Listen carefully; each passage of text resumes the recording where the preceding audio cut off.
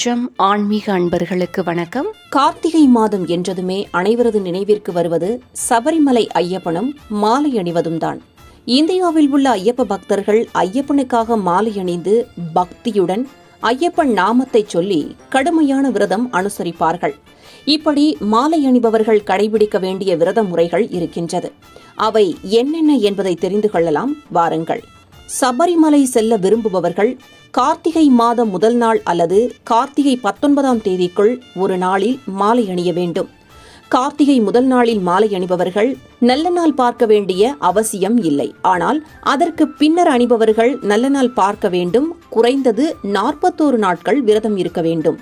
துளசி மணி 108 கொண்டது அல்லது 54 ருத்ராட்சம் கொண்ட மாலை வாங்கி ஐயப்பன் திருவுருவம் பதித்த டாலர் ஒன்றையும் அதுடன் இணைத்து அணிய வேண்டும். கோயிலில் பூஜை செய்து குருசாமி ஒருவரது கையால் மாலை அணிந்து கொள்ளலாம். இல்லையென்றால் தாயிடம் ஆசீர்வாதம் வாங்கி அவர்களது கையால் மாலை அணிந்து கொள்ளலாம். மாலை அணிந்த பின் கோபதாபம், குரோதம், விரோதம் கொள்ளக்கூடாது. அனைவரிடமும் சிநேகம் பாராட்டி பணிவுடன் பழக வேண்டும். காலையில் சூரிய உதயத்துக்கு முன்பும் மாலையிலும் குளிர்ந்த நீரில் நீராடி ஐயப்பனை மனதார நினைத்து வணங்க வேண்டும். கருப்பு, நீலம், காவி, பச்சை நிற வேட்டி மற்றும் சட்டை மட்டுமே அணிய வேண்டும். மேலும் பிரம்மச்சரிய விரதத்தை முழுமையாக கடைபிடிக்க வேண்டும். சபரிமலைக்கு சென்று வந்த பின்னரே மாலையை கழற்ற வேண்டும். இரத்த சம்பந்தமுள்ளவர்களின் மரணம் ஏற்பட்டால் அந்த துக்கத்தில் கலந்து கொள்வதற்கு முன் குருசாமியிடம் சென்று மாலையை கழற்றிவிட்டு பங்கேற்க வேண்டும். ஏதோ ஒரு காரணத்தால் மாலையை கழற்ற நேர்ந்தால் அந்த ஆண்டு சபரிமலைக்கு செல்ல வேண்டாம். குழந்தை பிறந்த வீட்டிற்கோ பெண்களின் சடங்கு வைபவத்துக்கோ செல்லக்கூடாது. மது, மாமிசம், புகைப்பிடித்தலை விட்டுவிட வேண்டும். மாலை அணிந்த பக்தர்களின் வீட்டில் சாப்பிடலாம். மற்றவர்கள் வீட்டில் பால், பழம் மட்டுமே சாப்பிடலாம். மாலை போட்ட நாளில் இருந்து விரதத்தை முடிக்கும் வரை முடிவெட்டுதல், சவரம் செய்து கொள்ளுதல் போன்றவற்றை தவிர்ப்பது நல்லது.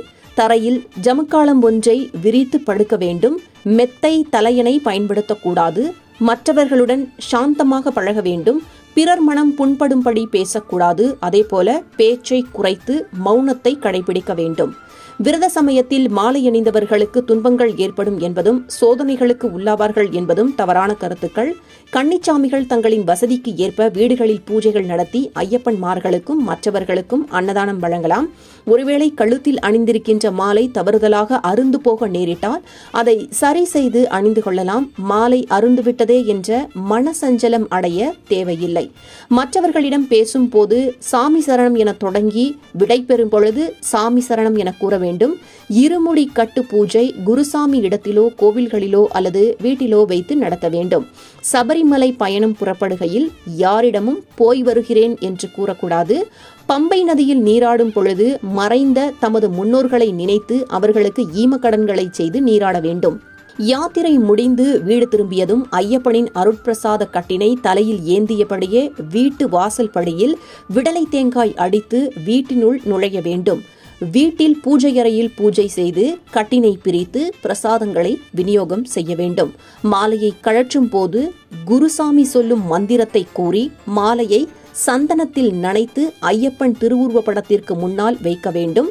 பின்னர் தீபாராதனை காட்டி விரதத்தை முடிக்க வேண்டும். குருசாமி இல்லை என்றால் தாயார் முன்னிலையில் மாலையை கழற்றலாம்.